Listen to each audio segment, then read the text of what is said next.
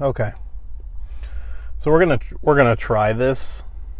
I have no idea if this is going to work or not.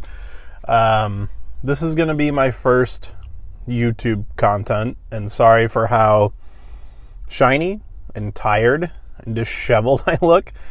I'm literally recording this on my lunch break. But it's, I've been away from the podcast for a little while, so I'm using this little mic here. Hopefully it's not too loud. It's my first time using it. Not even sure if it's coming through until I listen to the video. I guess we'll find out. Also, wearing my merch, which you can find. Oh, sorry.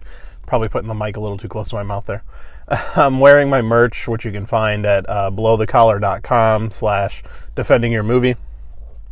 But yeah, so I've been away, and I thought I would try something a little different to kind of fill the time, because I'm not able to record podcasts right now simply because I have a newborn baby that is sleeping in the room where my computer is, so my editing and recording time is severely limited. So this is kind of how I'm going to try to fill the air and explain where I've been. So I had a baby. That's where I've been. Things are a little crazy, but in the best way possible. It has been a life-changing experience. I love it. Wouldn't change it for the world.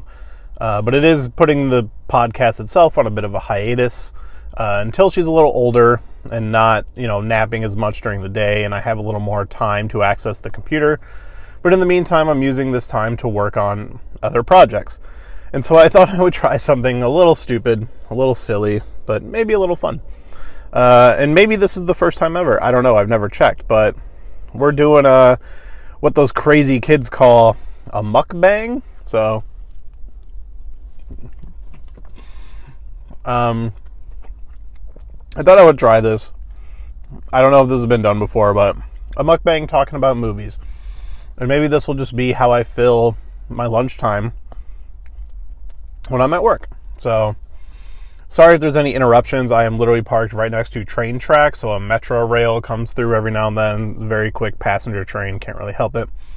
Sometimes people coming in and out of the space behind me. I'll try to edit around if I have to. So today I thought I would just, I never got to do this as a podcast, so I thought I would do my top 10 movies of 2021, because literally my baby was born in January. So there really wasn't a chance to do it, because I usually like to do that stuff early January and sometimes February, giving myself time to check up on the movies that I missed for the year. But, man, I really do look tired, don't I? With the baby, I just didn't have time.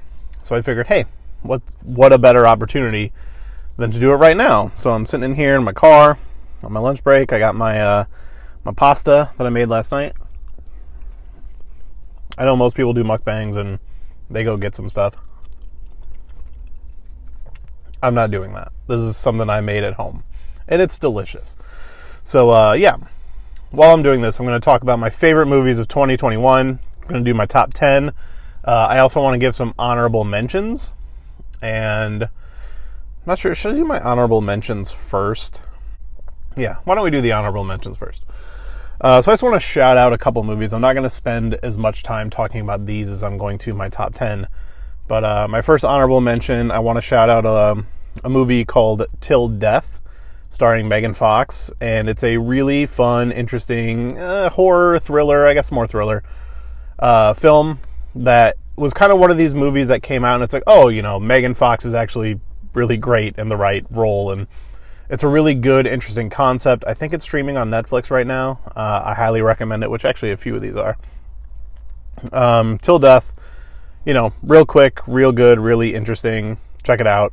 I also want to shout out Kate, which is another Netflix movie. And there's a lot of movies that chase that John Wick action and drama. Not drama. They chase that John Wick formula of awesome action movie with crazy choreography and stuff. And there's been a few attempts at doing a female-led John Wick style movie. I think Kate is the best one with, was it Mary Elizabeth Winstead? Yeah. Mary Elizabeth Winstead as the main character. Takes place in Japan, has this really bright, colorful look to it, and the action is awesome. The story's great.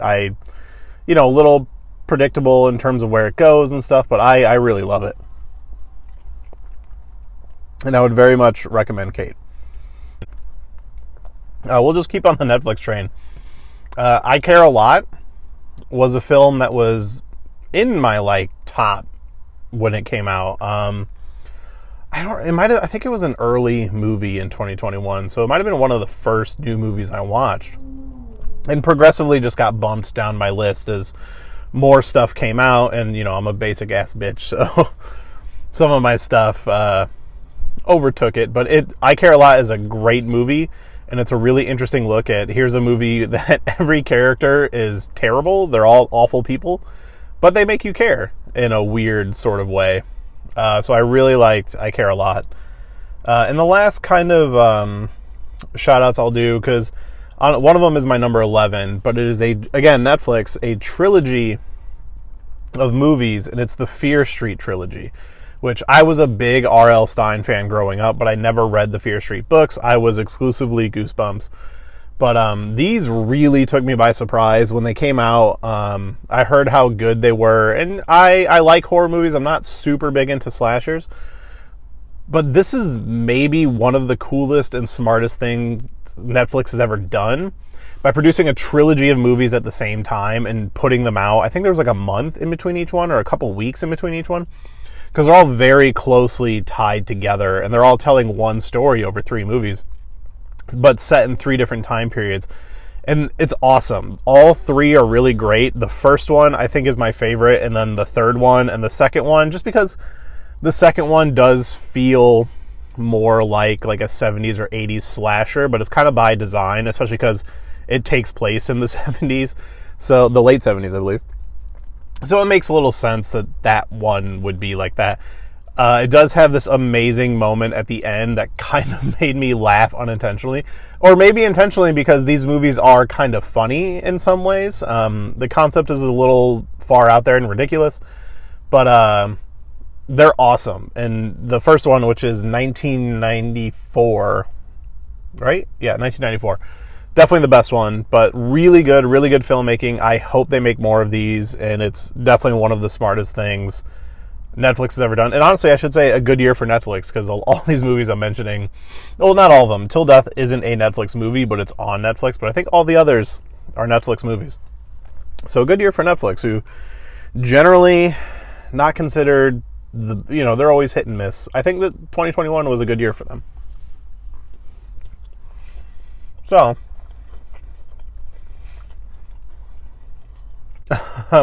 now we're going to get into my top 10. Now, is this mukbang thing ridiculous? I feel ridiculous.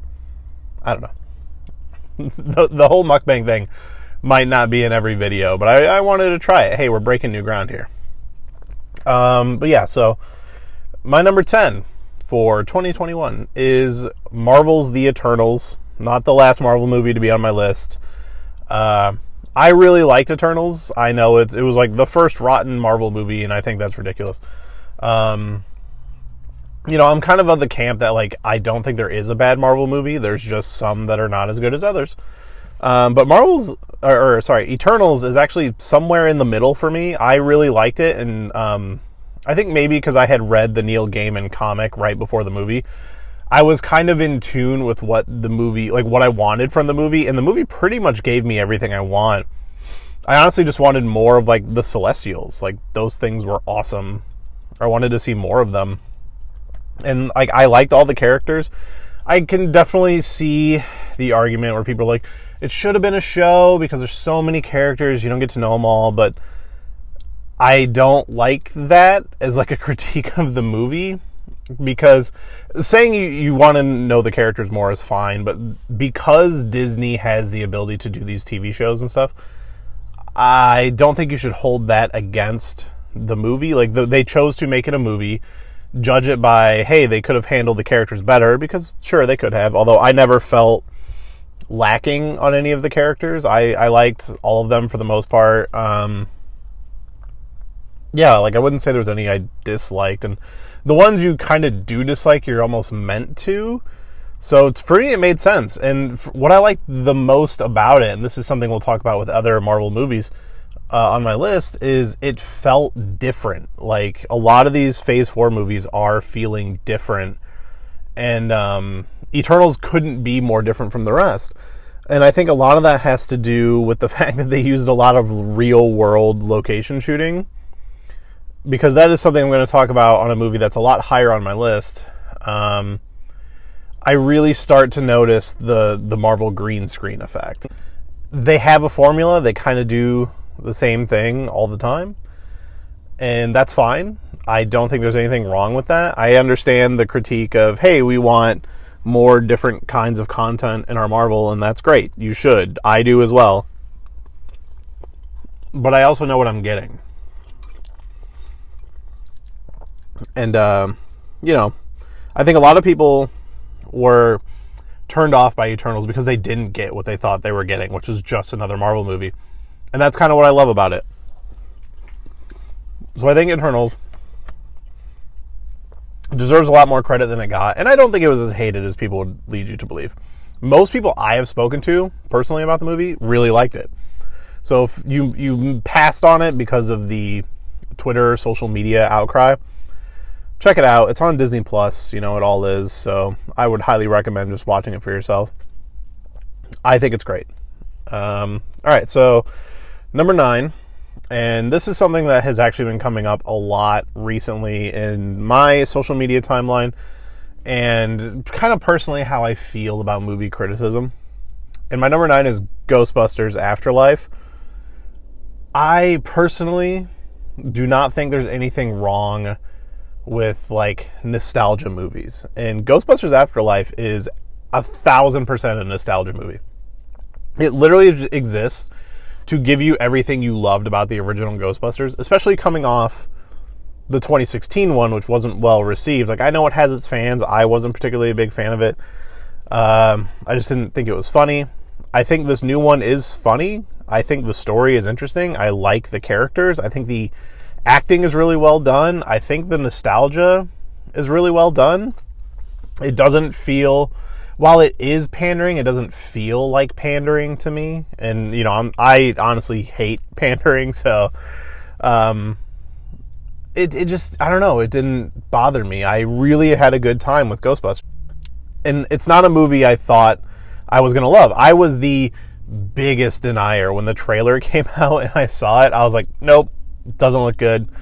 But I've heard it compared to... like, Ghostbusters Afterlife is kind of what The Force Awakens was to Star Wars. And I agree with that. I think that is a really good comparison. I think those are really good examples of nostalgia done right.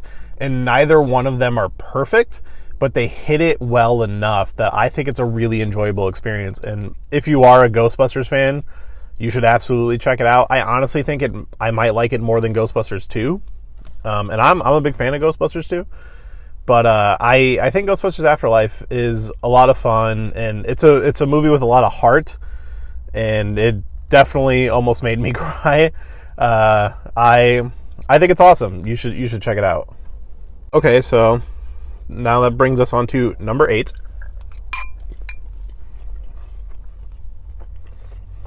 This is really good. New recipe I just made for the first time. It's kind of like a Parmesan pasta. It's just this Parmesan sauce with some noodles and broccoli and red pepper and chicken. Very good. But number 8 is actually the newest, double checking my list, I think it's the newest addition to the list. And if I had made this video when I wanted to, probably one of the only movies that wouldn't have been on it originally. But my number 8 is Nobody with Bob Odenkirk. And Nobody, again, falls into that thing of like a John Wick style movie, where you take an aging actor and put him in this awesome action movie. I think it's like the same writer or something, or same director. The DNA is there, so it's a little more forgivable because it is the people who brought us John Wick. But Nobody is a little different. There's not as much action as a John Wick movie, but what's there is awesome. It's a really good, older action person. Well, weird to call him an action person. Like an older, retired, like, killer coming back into the fold and kind of by his own doing, like more so than what John Wick was dragged back in. It felt like Bob Odenkirk's character feels like he wants to be back in and is just looking for the excuse. And they play that really well. And it's a similar style villain as John Wick. And I will say the ending, like the last 15 minutes of the movie, feels like a different movie, but in like a... Sorry, everything may have just shifted. I ran out of space and I had to delete stuff. What was I talking about? But nobody... the last 15 minutes are ridiculous, but in a fun way. It didn't go the way I expected. But it's a lot of fun and a little more of a introspective version of John Wick, kind of telling its own kind of story, but also features the same kind of awesome action, and highly recommend it. So my number 7 is my next Marvel movie on here, and one you probably wouldn't see on a lot of other people's lists, but I actually really enjoyed this movie, so let me take my bite. Number 7 is Black Widow. And so I am a huge fan of spy movies and stuff like that.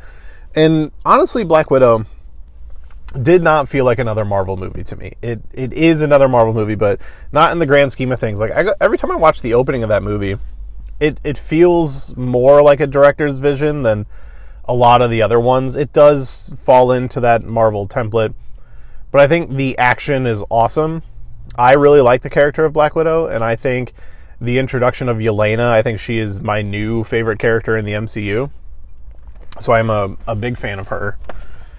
And the continued work she did in Hawkeye was great. I can't wait to see more of her.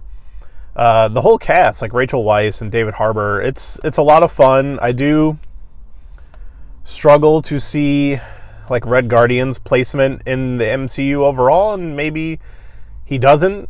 Who knows? I mean, we'll see what happens, but I think Black Widow is a lot of fun. I actually really like the Sky Fortress in the end, and I know a lot of people are probably going to shit on Taskmaster, but look, these are the movies, they're different versions, and I don't have a strong connection to the character of Taskmaster, so I enjoyed the movie's version. I acknowledge that it's different.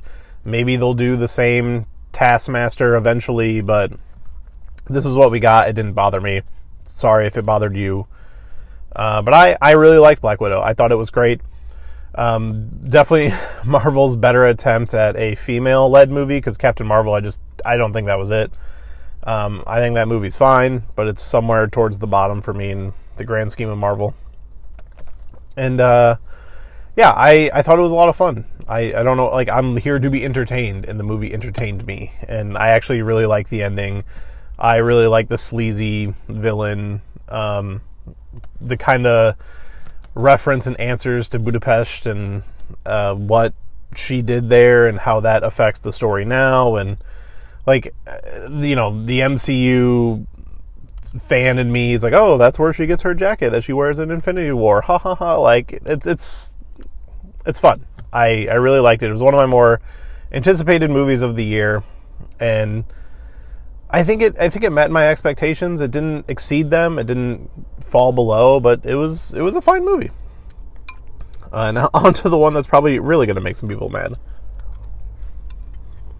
Not because it's on the list, but because of its placement. So my number 6. Let me chew. Is Denis Villeneuve's Dune. Dune is awesome. It's wonderfully made. It's maybe a little lower on my list because it is only half a movie, and I'm very excited for part 2. It could go up on rewatches. I thought Dune is incredible for what it is. Everybody's doing a great job. I just want more of it. I think there's a lot, the Harkonnens and stuff, and those characters, we didn't really get to see much of them. But I think it is probably the best adaptation of Dune that we will ever see. I actually really like the, I think 2004 sci-fi miniseries. I've not read Dune. I tried a long time ago, but it is a very dense, slow, dry read, and I did not get through it. I tried. Hey, I've absorbed the material through the movies and TV shows and stuff. I'm a fan of Dune, especially like as a concept and everything. But this movie was great. I just needed a little more out of it. And coming into my top 5, I love every movie on this list. But I feel like a lot of people are probably going to have Dune a lot higher than me. It's not even my favorite Denis Villeneuve movie. That's probably Sicario, maybe? Blade Runner's really good. Arrival is one of the big ones I haven't seen. But it's fantastic. He doesn't miss as a director. Prisoners, also great. It's probably one of his best movies, the most competent movies. But for me, I enjoy some of his others a little more. And some of these other movies on my list, I just think were more fun. Which, not everything just needs to be fun. That's the word of the day of this video. But Dune, the music is awesome. Hans Zimmer, one of my favorite composers. The score is really good. And I love it. It's very strange. But it's a great film. And I highly, who didn't see Dune? It looks beautiful. Like, there was that whole conversation of like, you need to see it in a theater and stuff. And I'm like, yeah. I'm going to watch it on my big TV at home. It's on HBO Max. As I was watching it, I was like, oh man, I wish I saw this in the theater. It lives up to the hype of it is epic. Even on a big TV, it looks awesome and huge. Like the scale of everything. It's impressive. Really good movie. But it fell a little short for me. And I'll be really curious to reevaluate it after part 2 is out. I think as like one giant like 10-hour movie or whatever it's going to be, one 5-hour movie. I think it'll be awesome. So on to the top 5, the most prestigious of films. And, starting with the most prestigious, my number 5 is Fast 9. Or what are they even calling it? F9? F9. If you know me, it is no secret that I am a massive Fast and Furious fan. I love all those movies from the beginning I've been on. And I truly think people who like laugh at the phenomena of this franchise kind of just haven't given it a chance. And I'll say, you need to do the work, man. If you really want to understand why people love these so much, you have to run the gambit. You have to watch all of them, 1 to 9, in order, because you just don't understand the absurdity until you get to 9. And this one, it was kind of like, hey, we've heard everything you've said on the internet, and we're just going to give it to you. And I love it. It is so ridiculous and like literally the most fun I think I had watching a movie. I really can't say enough about it. It is a great fucking time. I probably shouldn't swear. YouTube doesn't like that anymore. It is a great time. And it's... I was really disappointed in number 8. I did not think 8 was all that great. Like I still enjoyed it. It just wasn't as ridiculous as coming off of 7. And wasn't as interesting, but has one of my favorite moments in the whole franchise. But 9 crushed it. 9 delivered. I really had a good time with it. And I can't wait for the last film, the last 2-parters, Fast 10, Part 1 and 2. I'm ready for it to end, but it's been such an amazing ride. Sorry, let's go on to number 4. And my number 4 is another Marvel movie. Actually, my next 2 are Marvel movies, which might be a little bit of a spoiler. But number 4 is Shang-Chi and the Legend of the Ten Rings. I love this film. I want more big budget like martial arts movies. Simu Liu? Simu Liu, I think is how you pronounce it, is great. The movie's funny. He's awesome. The fights are awesome. One of the best villains in the MCU. He's great. I love how they take back the Mandarin. Like, I actually love the Ben Kingsley version of the Mandarin in Iron Man 3. I love Iron Man 3. I'm on record. But I love that. I had no problem with that. I thought it was funny. But this, like, the way they kind of take it back, I think it makes both versions great. But this is the movie where I definitely saw, like, man, I can really just tell you're standing in front of a green screen. And there's a lot of special effects that are just uninteresting to me. Like, they create a fantastical world at the end, but it is my least favorite part of the movie. Like, when it becomes a big Marvel movie where they're riding dragons and stuff, it's kind of where I get taken out of it. I think the movie is way better up until that point. But I've watched this movie like 3 times. I think it's awesome. Like, Shang-Chi is great. I want Wong to just be in every Marvel movie. Like the new Stan Lee cameo. I think that would be a lot of fun. Benedict Wong's a lot of fun. But yeah, Shang-Chi, it's great. Everybody is awesome. Like, I love, like, an Asian-led martial arts film with Hollywood money. I want more of that. Please, thank you, 1,000%. Give me more of that. So on to our number 3. Top 3 now. Number 3, another Marvel movie. Let's get it out of the way. Is Spider-Man No Way Home. And I understand criticisms of this movie, but I would say the same thing about this movie that I would say about Ghostbusters. I don't think nostalgia is a bad thing. I don't think fan service is a bad thing.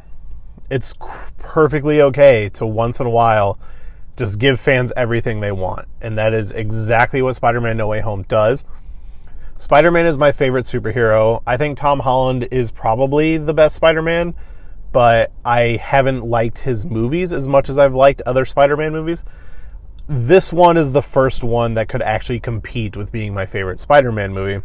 And maybe you could talk about how that's because of the old Spider-Man content that is in the movie. It doesn't matter. I mean, I think Tom Holland crushes it.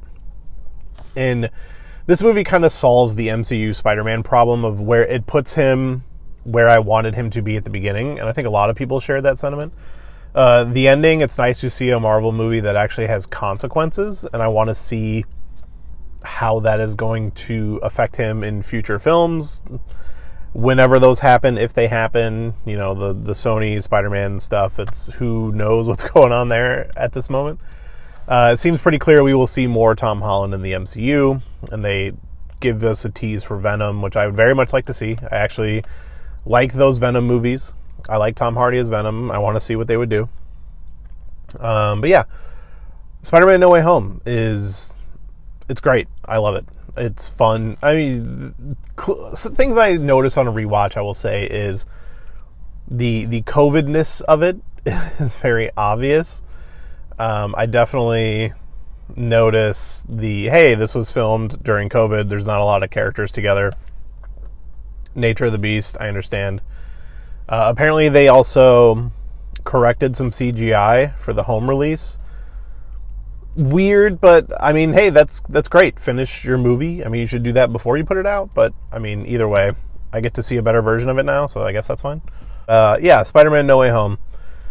It gives me what I want as a Spider-Man fan, and it was great. And spoiler, Daredevil being back in is all I needed to put it on my list, because I think Daredevil is my favorite Marvel thing ever, like when it comes to that show and everything. So seeing Charlie Cox back in that scene alone was awesome.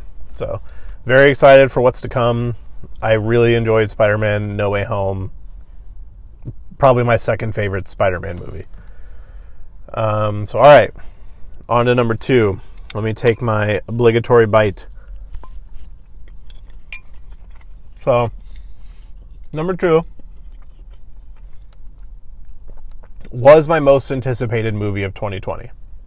Then it got pushed back. Then it got pushed back. Then it got pushed back. Then it finally released in 2021. And it was worth the wait. And that is No Time to Die, the James Bond movie. I am a massive James Bond fan. I wasn't for a long time. I always liked James Bond, but I wasn't like ride or die, you know? And then I realized I hadn't seen every James Bond movie, and I did the marathon of every single one starting from the beginning. Now I'm a huge James Bond fan. And the Daniel Craig run is great. Casino Royale, in my top 5 movies of all time.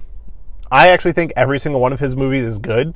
People will talk bad about Quantum of Solace, but they're wrong. It's not a perfect movie. It's a good movie. And same thing with Spectre. Not a great movie, but a good movie. But, Casino Royale, Skyfall, and now No Time to Die. Some really interesting choices, some ballsy choices for them. Something they've never done in Bond movies. I think it's great. I like the connected Bond films. I'll be curious to see what they do next. Honestly, my vote is for do like a period piece in like the 60s and kind of take technology out of it a little bit. Let's walk it back. But for this, as like his final movie, I thought it was perfect. I cried in the theater. There's actually a moment. So spoiler, if you haven't seen No Time to Die, skip ahead like a minute. But they kill James Bond, and then the next scene is this like, so I'm crying. I am crying in the theater. And the next scene is just this transition to a bright white screen, and I feel like they did that on purpose.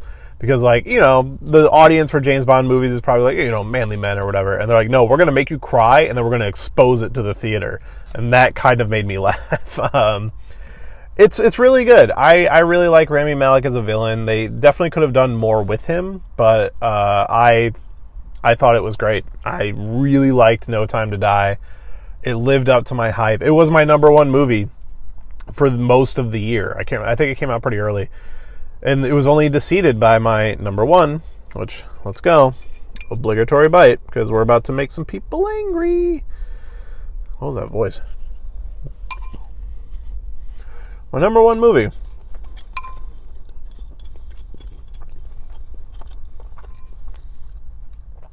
is The Matrix Resurrections. I know a lot of people probably hate this movie. I am a huge Matrix fan. I think the first three are like an amazing trilogy of films. I actually think the sequels are better now because it's a really good example of movies that don't treat the audience like they're idiots. Like, hey, these are really heavy concepts and we trust you to understand them. And they're just live action anime. Like, more so than ever, I noticed that watching Revelations this time around. Or Revolutions. And I love those movies. So I was really unsure of what this new one was going to be. I stayed as far away from trailers as I could. I watched 2 trailers, which I think was one too many. And I'm like, all right, we're gonna go in and see what happens. And it's not what I expected. And that's kind of what I loved about it. I saw Spider-Man and The Matrix a day apart. So Christmas, I saw The Matrix. Christmas Eve, I saw The Matrix. And on Christmas, I saw Spider-Man. And, like, going into Spider-Man, it's like, I knew what I was going to get. I was going to get a Spider-Man movie featuring multiple Spider-Man. Like, that was out there. We all knew it was happening. And I got exactly that. And it was great. I loved it. The Matrix, I had no idea what I was going to get. And I loved that mystery about the movie. I loved waiting for each next scene to see what is going on, what is this, how does this world exist, what is happening. And, like, it's not perfect, although I love it. It feels like art. And that is my favorite thing about the movie. It's not a retread, and the whole meta element of the movie I think is kind of incredible. And I love what feels like a middle finger to Warner Brothers at times. But the way I would describe the Matrix movies is the first one I would say, hey, it's a big action movie with some romance in it. This one I would say, it's a big romance movie with some action in it. And the action's not even super great. Like, there's really not a lot of martial arts or kung fu in it. The action's not even shot super well, which is maybe a complaint about it. But I think the story and the characters and the romance is so damn interesting. And I just got to see Trinity and Neo be happy. And, listening to the special features on the Blu-ray and Lana Wachowski talking about making the movie is some of the most fascinating stuff I've ever heard. Like, there's a whole segment on the special features of her talking about being afraid of shooting outside on the original movies because they were all shot in a studio. And then this one, talking about how shooting in the actual sun makes for a completely different experience, and it's the most fascinating thing I've ever heard. It just makes me love the movie even more. And I like a lot of the new characters. There's not as much danger or drama in this one, but it doesn't feel like that kind of movie. And if you were looking for just another Matrix, or, hey, how are we going to push the bounds of action? This is not that movie. There are some cool action scenes.